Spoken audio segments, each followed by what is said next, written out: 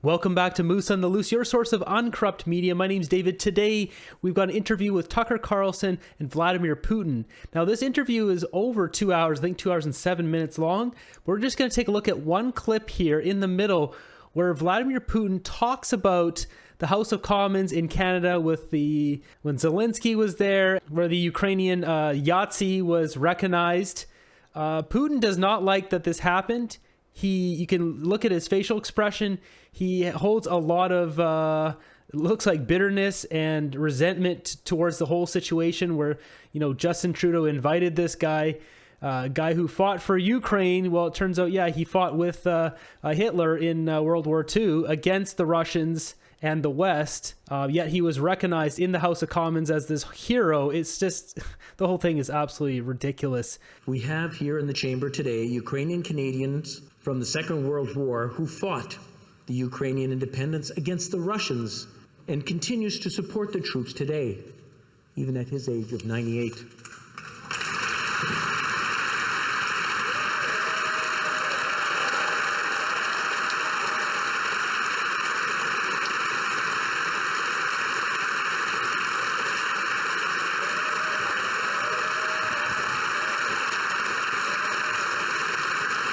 His name is Yaroslav Hunka. And I was going to say he's in the gallery, but I think you beat me to that. He's a Ukrainian hero, a Canadian hero, and we thank him for all his service. Thank you.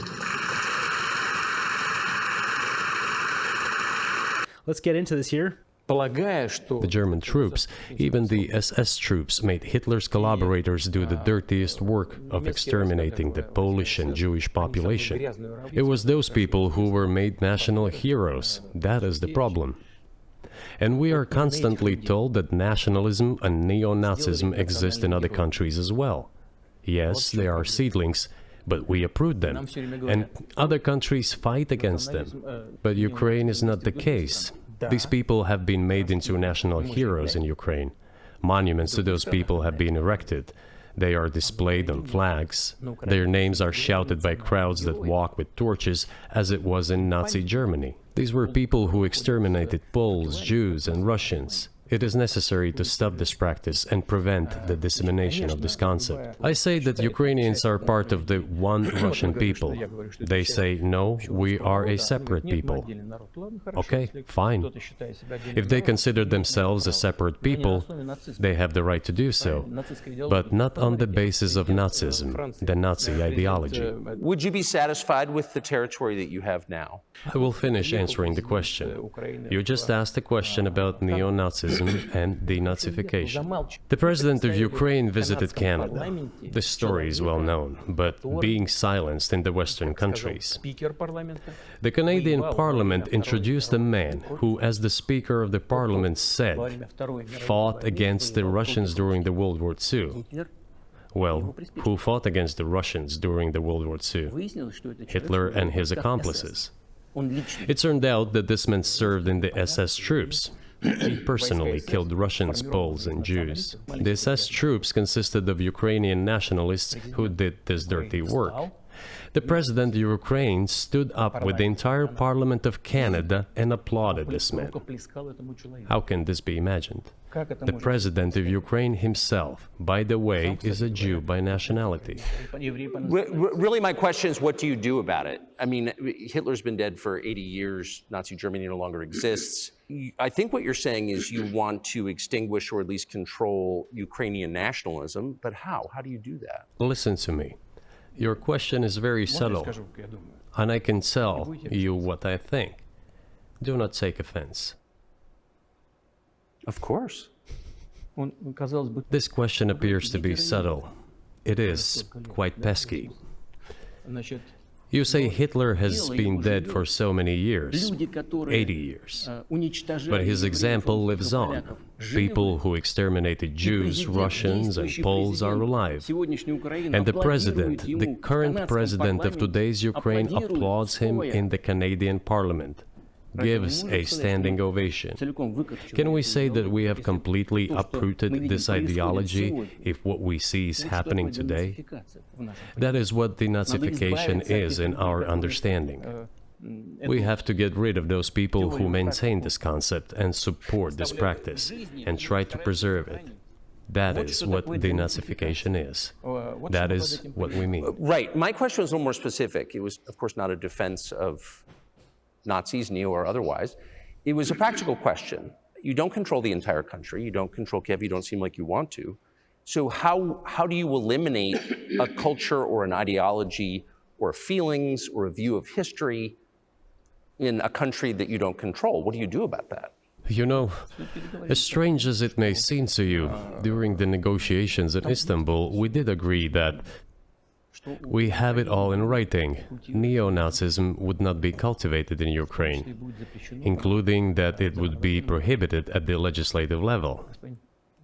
Mr. Carlson, we agreed on that. This, it turns out, can be done during the negotiation process. And there's nothing humiliating for Ukraine as a modern civilized state. Is any state allowed to promote Nazism? It is not, is it? That is it. That's the entire clip he mentions of the Canadian Parliament and that whole situation, which is just a big disaster and a disgrace. I highly recommend you go watch this interview. It was very enlightening. The one thing I think most people kind of think about Putin is this guy crazy? Is he going to shoot the nukes off? All that kind of stuff. When you listen to him, I mean, obviously he could be lying, but the way he talked about using nukes, he said you'd have to be like a crazy man to do that. And for me watching it, it almost seemed like that was just not even an option on the table, even though, you know, he has threatened it here and there. The way he talks about it, it's like, no, that's not something you can do because you can't come back from that. If you launch one, then, you know, America retaliates and then it just gets out of control. And he knows that. And he mentions that in there too. So listening to him, it's very clear that in his mind, he feels that Russia is entitled to that land. Ukraine, he said, is the name of a people or land that was in Russia or USSR at the time that were on the fringe. It means the outside edge. And he said at one point it meant like the outside border guards or something. So there's still Russian people, but like Ukraine was a word for the outer fringe people. Between Germany invading and Poland and then agreements there and land being given back and forth in control, you have all this land that kind of broke into multiple pieces. And he says he doesn't know why he did that, and it's still a mystery to him, and it's kind of confusing. He gives up a lot of what is in his mind and what he thinks about all this. So like in his mind, he feels that is Russia's land. He's going to take it. Now, obviously, the way he went about doing it is the wrong way, because, you know, launching Sidewinder missiles into residential towers is absolutely disturbing and terrible. It is interesting. So it seems he does want to make a deal, but from his point of view, he says basically the West won't even talk to him. He said Zelensky in Ukraine put in a bill in parliament that doesn't allow anyone to negotiate with Russia. But then he also said basically that America is the one who controls everything, so they make all the decisions. It's very enlightening and interesting. It exposes a lot, like the CIA causing, you know, going in there and all that stuff. And who knows if it's all true or not true or half true or whatever, but you know, he mentions the CIA monkeying around with the separatist party in Russia and trying to get in power and all this kind of stuff. So it does seem like he wants to have peace. He said if they stopped using and bringing in new weapons, the war would be over in a couple of weeks. At this point, it seems there just needs to be like maybe a new land division drawn or something just to avoid World War III. That's what I'm thinking here. That would be nice. But yeah, I'll link it up down below. Definitely go watch it. It's a very enlightening interview. The first 30 minutes is just him talking about the history, the backstory of Russia, which is a bit dry, but it is fascinating. So that's where we're going to leave this one. Hopefully you guys stay warm, stay fed. I'll see you guys in the next one.